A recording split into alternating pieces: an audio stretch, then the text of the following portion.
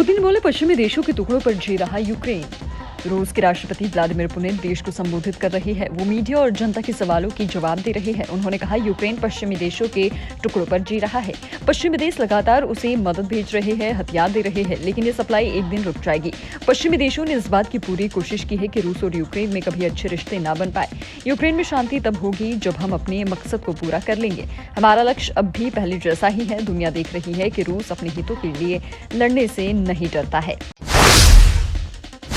15 minute 2 हादसे, जलकर खाक हुई 17 गाड़ियां।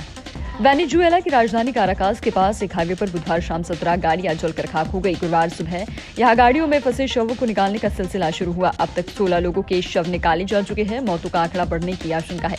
बीबीसी की रिपोर्ट के मुताबिक इस भीषण हादसे में 15 मिनट पहले हाईवे पर एक छोटा एक्सीडेंट हुआ था, जिसकी वजह से यहां जाम लग गया था। 15 मिनट बाद एक तेज रफ्तार ट्रक ने आकर वहां खड़ी गाड़ियों को टक्कर मार दी। टक्कर में केमिकल रखा हुआ था। टक्कर की वजह से आग लग गई, जो कई गाड़ियों तक फैल गई।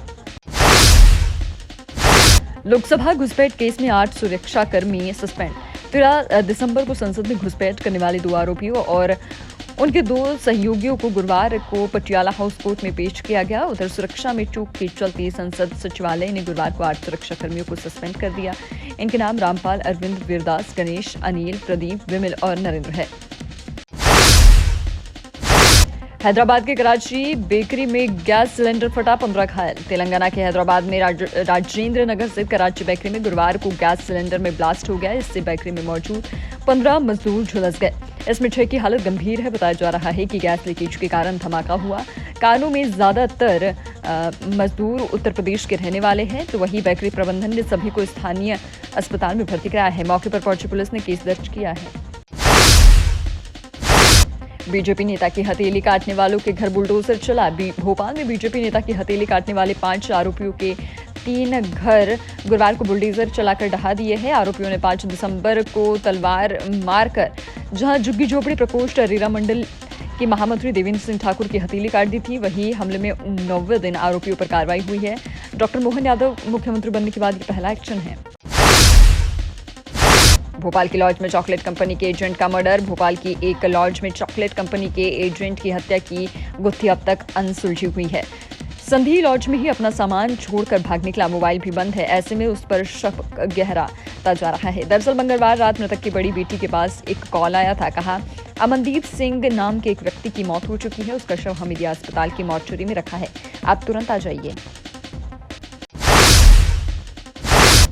लाउडस्पीकर पर लगेगा अंकुश। मध्य प्रदेश में नए मुख्यमंत्री मोहन यादव ने कुर्सी संभालने की कट्टर हिंदुत्व की झलक दिखाई है। शपथ लेते ही उन्होंने आदेश दिया है कि अब कान फोड़ो लाउडस्पीकर ना तो किसी धार्मिक स्थल पर बजेंगे और ना तो तेज आवाज में अजान की जा सकेगी।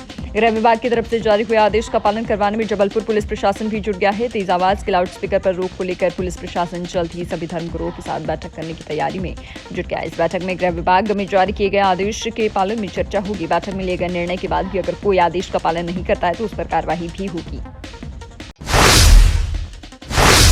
फौजी बेटे ने माता पिता को पीटा, पेशाब पिलाया। बैतूल में फौजी बेटे ने बूढ़े माता पिता से मारपीट की। रात भर ठंड में घर से बाहर रखा, उस पर पानी डालता रहा। जब पिता ने पीने के लिए पानी मांगा तो उन्हें पेशाब पिला दी। जी नहीं भरा तो पिता की मूछें काट दी। मामला रविवार रात को मुल्ताई क्षेत्र के ग्राम टेमझिरिया का है। ग्रामीणों ने बुजुर्ग दंपत्ति को मुल्ताई समुदाय स्वास्थ्य केंद्र पहुंचाया। मंगलवार रात को उन्हें बैतूल जिला अस्पताल रेफर कर दिया गया। पिता सर्जिकल वार्ड और मां ट्रॉमा सेंटर में भर्ती है। बुजुर्ग दंपत्ति का कहना है कि बेटा 65 लाख रुपए मांग रहा है। हमारी 4 एकड़ जमीन बेचने के लिए दबाव बना रहा है।